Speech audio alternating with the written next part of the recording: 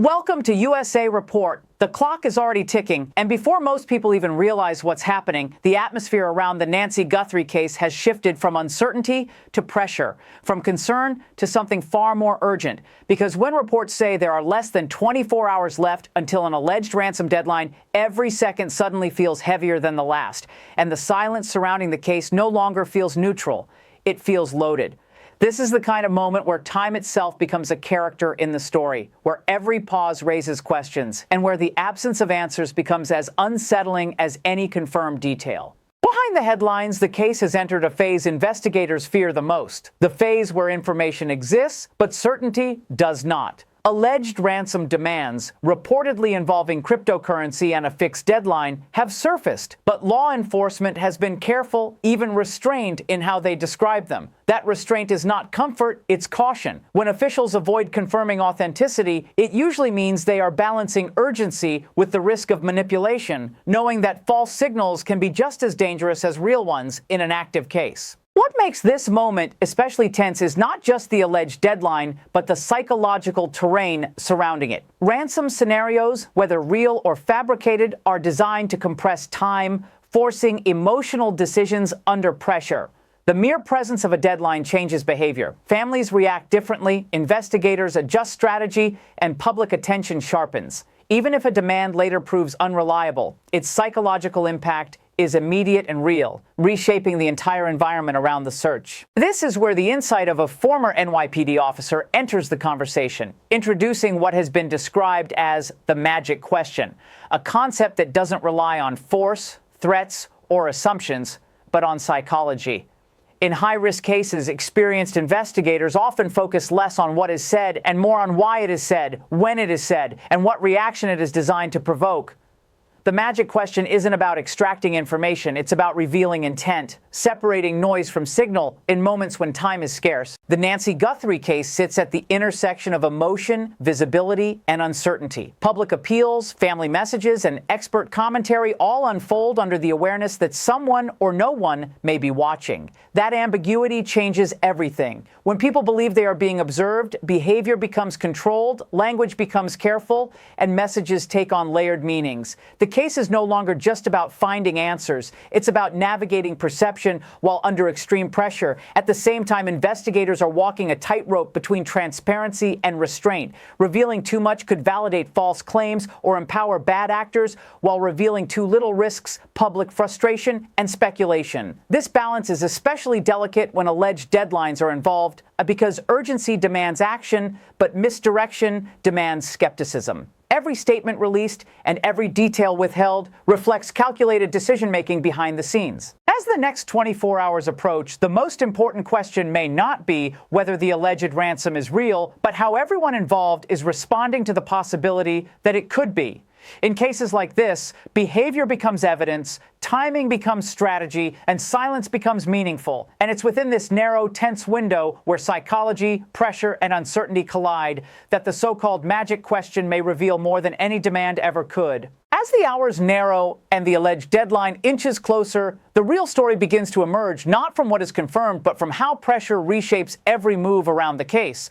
Because in ransom-driven scenarios, real or fabricated, the objective is rarely just money, it is control. Control over attention, over emotion, over time itself. The moment a deadline is introduced, it hijacks rational thinking, forcing families and investigators into a psychological corridor where hesitation feels dangerous and urgency feels mandatory, even when facts remain incomplete. Former investigators often stress that deadlines are one of the most common manipulation tools in criminal communication, precisely because they exploit fear rather than logic. When time is limited, people are more likely to overlook inconsistencies, accept unverified information, or react emotionally rather than strategically. That is why law enforcement tends to treat such deadlines with public skepticism while privately preparing for worst-case scenarios. The goal is to prevent panic without ignoring risk, a balance that is extraordinarily difficult when public scrutiny is intense. In the Nancy Guthrie case, that tension is visible in how information has been released, measured, cautious, and deliberately non-committal. Authorities acknowledge alleged ransom communications, but stop short of validating them, signaling awareness without confirmation. This is not indecision, it's discipline. Investigators know that publicly validating a false deadline can empower copycats, escalate manipulation, or unintentionally pressure the family into actions that compromise long-term outcomes. This is where the magic question concept becomes especially relevant, because it shifts focus away from demands and toward intent. According to seasoned law enforcement professionals, the most revealing moments in ransom scenarios are not when demands are made, but when they are challenged, not aggressively, but psychologically. The right question posed at the right time can expose whether a communicator is seeking negotiation, control, attention, or chaos. It's less about answers and more about reactions. Behavioral patterns around the case also reflect this heightened awareness. Public statements remain carefully worded, family appearances show controlled emotion, and officials avoid language that would escalate fear. These are not signs of detachment, they are signs of containment. When people believe their responses could influence an unseen party's next move, restraint becomes a survival instinct. Every word becomes a signal, every pause a message. Another critical element is uncertainty fatigue, a psychological state that emerges when stress persists without resolution. As time passes and clarity does not arrive, both families and audiences experience cognitive strain, making them more susceptible to narrative shifts. This is often when speculation spikes, misinformation spreads, and emotional reactions intensify. Investigators are acutely aware of this, which is why silence, though frustrating, can be strategically necessary. Ultimately, as the alleged deadline approaches, the case enters a psychological endgame where the most important developments may not be visible at all. Decisions are being weighed, responses calibrated, and scenarios modeled behind closed doors. Whether the ransom demand proves credible or not, its impact is already real because it has reshaped behavior, compressed time, and raised stakes. And in this phase, the true test is not speed, but judgment under pressure. When a case reaches the stage where alleged ransom deadlines dominate the narrative, families are often advised, sometimes explicitly, sometimes instinctively, to shift from emotional expression to controlled communication. And that shift is exactly where meaning begins to surface. In the Nancy Guthrie case, public-facing behavior has reflected a noticeable calibration. Emotions are present but contained, urgency is implied rather than declared, and language is structured in a way that suggests awareness of consequences beyond the camera. This is not accidental. It's the behavioral footprint of pressure. Countdown pressure has a distinct psychological effect, one that compresses emotional bandwidth and forces prioritization. Under such strain, people either unravel or regulate, and the Guthrie family's public presence leans heavily toward regulation. Controlled facial expressions, deliberate pacing, and the absence of spontaneous emotional spikes suggest an internal decision to maintain stability, likely influenced by guidance from professionals who understand how emotional volatility can complicate negotiations or investigations. The former NYPD officer's reference to the magic question fits into this context as a reminder that not all communication is designed to be heard publicly. In many cases, the most critical messages are embedded subtly, aimed not at viewers, but at whoever might be watching silently. This type of indirect communication relies on tone, posture, and restraint rather than explicit statements, allowing the family to project cooperation without vulnerability. Body language under deadline pressure often reveals what words cannot. Micro movements such as tightened jawlines, measured breathing, and sustained eye contact point to heightened alertness rather than panic. These cues suggest individuals who are actively monitoring themselves, aware that every gesture could be interpreted. In high-risk scenarios, this self-monitoring is a protective response, signaling readiness and seriousness rather than fear. Language choices also become narrower and more precise when time pressure intensifies. Vague phrasing is reduced, emotional language is minimized, and statements are crafted to avoid escalation. This pattern aligns with the strategic goal of maintaining flexibility. Once words are spoken publicly, they cannot be retrieved, and in cases involving alleged ransom demands, every public word can ripple outward in unpredictable ways. Another revealing element is what is intentionally omitted. There is no public countdown clock, no visible pleading tied directly to the alleged deadline, and no dramatic framing that would amplify urgency.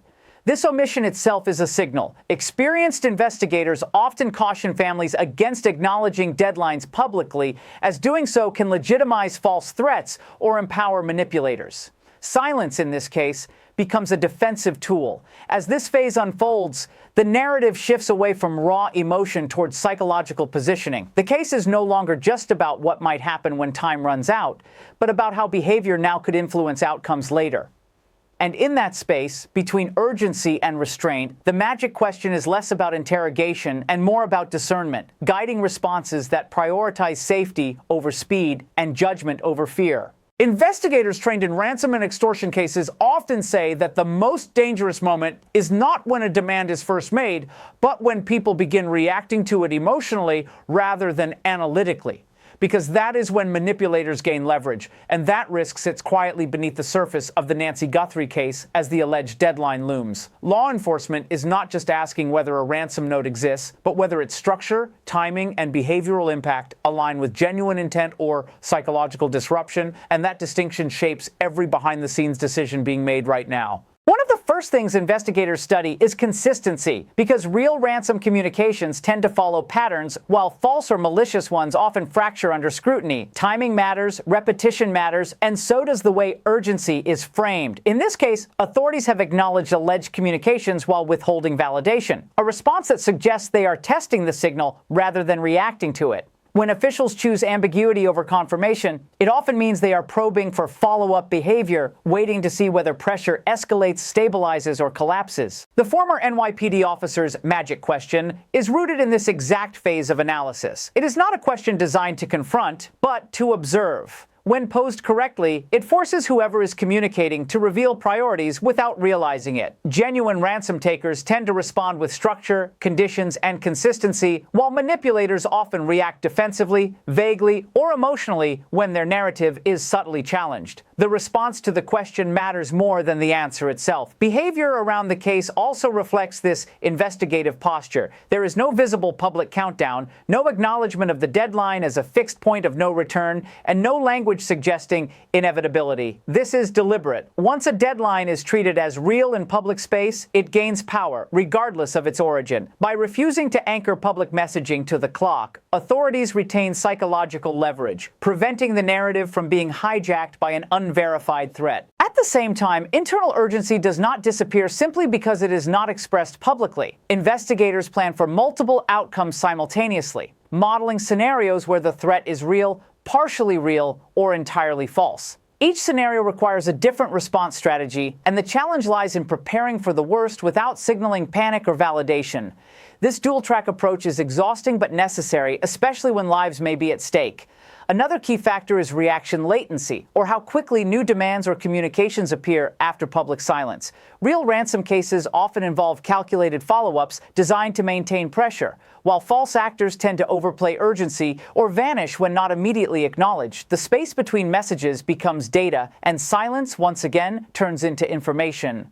Every hour without escalation subtly shifts the probability landscape investigators are working within. As this phase continues, the case becomes less about what the public sees and more about what professionals are reading between the lines. The alleged deadline may feel central to outside observers, but inside the investigation, it is just one variable among many. The real question is not whether time will run out, but whether behavior will reveal intent. Because in cases like this, intent is the clearest path toward truth and the only thing more valuable than time itself. As the case moves deeper into this critical window, the focus subtly shifts from the alleged ransom itself to the reactions it provokes, because seasoned investigators understand that people reveal far more through behavior under pressure than through demands written on a page. In the Nancy Guthrie case, the absence of dramatic escalation is itself a development, suggesting that whoever initiated the alleged deadline, if anyone did, has not gained the psychological dominance such tactics are designed to create. This restraint alters the balance of power in ways that are not immediately visible but deeply significant. The concept of the magic question becomes more powerful here because it is designed to interrupt manipulation without triggering confrontation. Rather than validating fear or urgency, it reframes the interaction, forcing the other party to clarify intent. Investigators often use such questions to determine whether they are dealing with someone who seeks negotiation,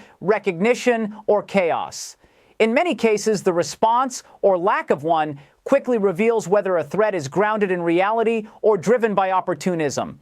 Public perception, meanwhile, begins to diverge from investigative reality. To viewers following the case, a looming deadline can feel like a cliff edge, a moment where everything hinges on the next few hours.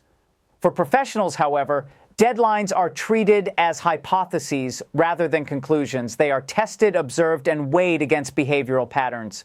This gap between public anxiety and investigative caution is uncomfortable, but it is also necessary to prevent reactionary decisions that could worsen outcomes. The family's continued composure plays a critical role in this phase.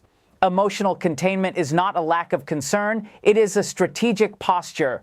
Families under guidance are often advised to avoid public desperation, as it can embolden false actors or destabilize negotiations. The Guthrie family's measured tone and controlled messaging suggest an awareness that emotional signals, once released, cannot be retrieved, and that restraint preserves flexibility.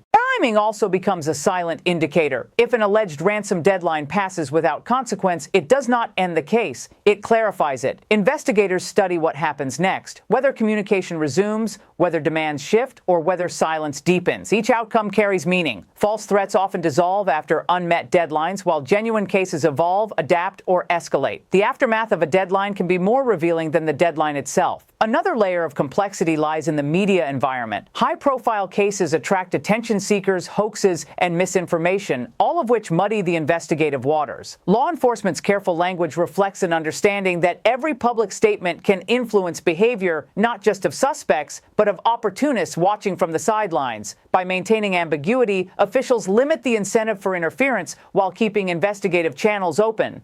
As this stage unfolds, the case enters a psychological holding pattern where patience becomes a tool rather than a weakness. The magic question, the controlled messaging, and the refusal to dramatize the clock all point to a strategy rooted in discernment rather than haste. Whether the alleged deadline proves meaningful or not, the response to it is shaping the trajectory of the investigation, reminding everyone involved that in moments of extreme pressure, how you react can matter as much as what you are reacting to. As the alleged deadline looms ever closer, the narrative shifts to a quieter, but no less intense battlefield. The space between speculation and action, observation and interpretation. This is where the subtle choreography of strategy unfolds, where every gesture, word choice, and pause carries weight, and where the consequences of misreading a single signal could ripple far beyond immediate perception. In the Nancy Guthrie case, that space is thick with tension, visible not in frantic movements, but in careful control, deliberate timing, and the almost imperceptible rhythm of calculated responses. The family's composure under scrutiny is telling. Their public demeanor, carefully measured and seemingly neutral, masks layers of awareness. Micro-expressions, hand positions, and even the pacing of speech suggest that the Guthries are not merely reacting. They are managing perception, projecting calm while absorbing the emotional gravity of the alleged ransom scenario. Observers might mistake restraint for detachment, but anyone versed in behavioral analysis recognizes it as a protective and strategic posture designed to preserve flexibility under pressure. Investigators' reliance on the magic question continues to illuminate the psychological landscape. Rather than pressing for immediate answers, the approach is analytical, probing reactions, studying consistency, and discerning intent. In these moments, the question functions like a mirror, reflecting the true nature of the communicator, revealing whether the threat is calculated, opportunistic, or fabricated. Every measured pause or evasive response becomes a clue. Every subtle behavioral shift a signal for investigators to interpret. Timing, again, is critical. The countdown is less about an absolute deadline and more about the pressure it generates. Seconds turn into minutes, and each movement is examined. Did a subtle tone change? Did a glance or shift in posture betray stress? In high-profile cases, these near-invisible signals are often more informative than words, providing insights into credibility, intent, and strategy that can guide subsequent actions without escalating the situation prematurely. Public speculation, though intense, remains tangential to the core analysis. Headlines emphasizing 24 hours left or magic question revealed create a sense of urgency, but professionals know that real-time investigation relies on observation, verification, and measured responses. The contrast between public perception and investigative method is stark, and it underscores the delicate balance authorities must maintain. They must act decisively without acting prematurely, interpreting behavior while avoiding amplification of panic. At the the same time, this period highlights the intersection of emotion and cognition. Everyone involved, the family, investigators, and even the wider public, is operating under stress, yet the skillful management of that stress is what defines the unfolding story. Restraint becomes a tool, timing becomes a message, and silence becomes information. The alleged deadline may dominate headlines, but the true narrative is written in behavior, controlled, deliberate, and revealing to those trained to see it. As the clock approaches its final hours, the most powerful insights come from synthesis, combining observation of behavior, contextual understanding of deadlines, and analytical interpretation of responses. The Nancy Guthrie case demonstrates that in moments of extreme pressure, answers are rarely found in words alone. They emerge from reading intention, tracking consistency, and understanding the psychology of everyone involved. For viewers, the lesson is clear. Beneath the surface of urgency lies a complex interplay of strategy, perception, and human instinct. And appreciating that complexity is key to truly understanding the story.